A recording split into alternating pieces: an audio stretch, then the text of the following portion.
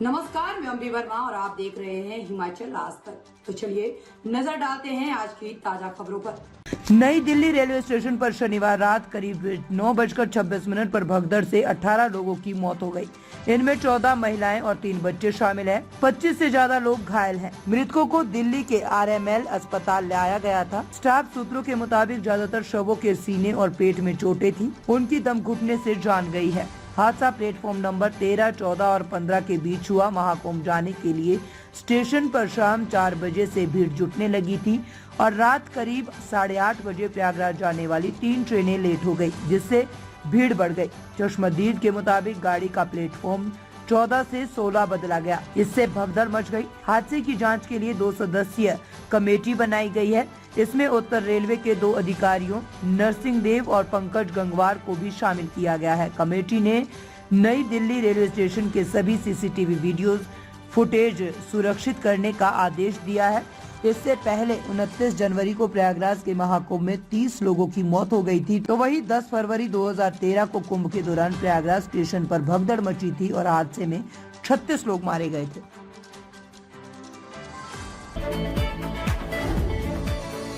America में अवैध तरीके से रह रहे 116 और भारतीयों को जबरन भारत भेज दिया गया है। अमेरिकी एयरफोर्स का विमान ग्लोब मास्टर शनिवार देर रात 11:30 बजे अमृतसर एयरपोर्ट पर उतरा।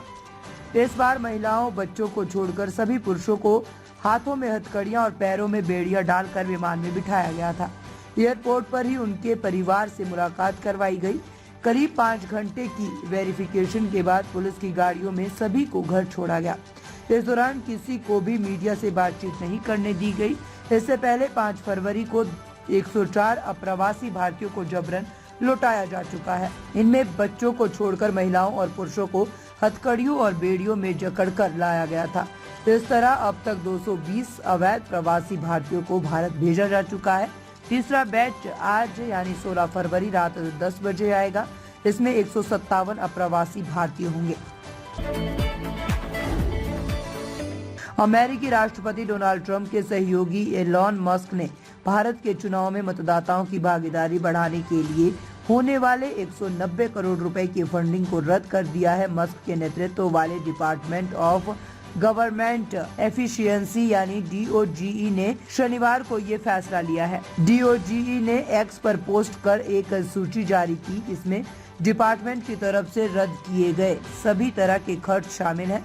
इस लिस्ट में भारत में मतदाताओं की भागीदारी के लिए मिलने वाली फंडिंग भी शामिल है। DOGE ने लिखा है कि अमेरिकी टैक्स पेयर्स के पैसों पर होने वाले इन सभी खर्चों को रद्द कर दिया गया है। बीजेपी नेता अमित मालवीय ने DOGE के फैसले पर प्रतिक्रिया दी। इसमें उन्होंने भारत के चुनाव में 190 करोड़ की फंडिंग को लेकर सवाल उठाया।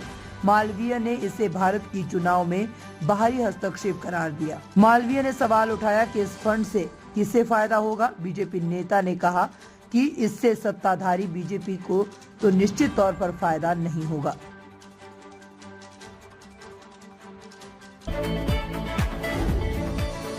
यूट्यूबर रणबीर अलाहाबादिया ने हाल ही में सोशल मीडिया प्लेटफॉर्म इंस्टाग्राम पर एक पोस्ट शेयर की। इस पोस्ट में उन्होंने लिखा कि उन्हें जान से मारने की धमकी मिल रही है और वे डरे हुए हैं। वो और उनकी टीम पूरी तरह से पुलिस के साथ कोऑपरेट कर रही है। दरअसल शुक्रवार को मुंबई पुलिस ने कहा कि अश्लील कमेंट करने के मामले में यूट्यूबर ने अब तक अपना स्टेटमेंट रिकॉर्ड नहीं करवाया है। जान से मारने की धमकियां मिल रही है। रणबीर अलाहाबादिया ने शनिवार की रात को ये पोस्ट शेयर की। इस पोस्ट में उन्होंने लिखा, मैं और मेरी टीम जांच के लिए पुलिस के अधिकारियों के साथ कोऑपरेट कर रही है। मैं प्रोसेस को फॉलो करूंगा और अभी एजेंसी के लिए अवेलेबल रहूंगा। मुझे पता है इंडियाज गॉट टैलेंट के शो पर मैंने पेरेंट्स को लेकर जो बात कही थी वो इनसेंसिटिव टॉपिक था।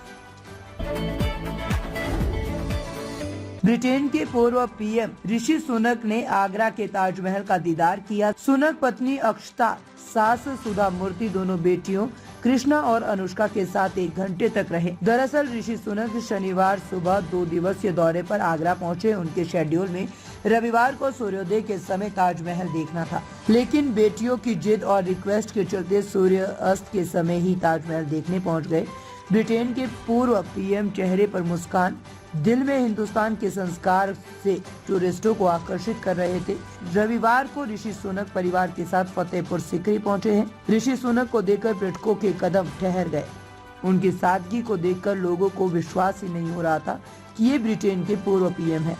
सुनक को देखकर लोगों ने राधे राधे कहा तो सुनक रुक गए, हाथ जोड़कर लोगों का अभिवादन किया।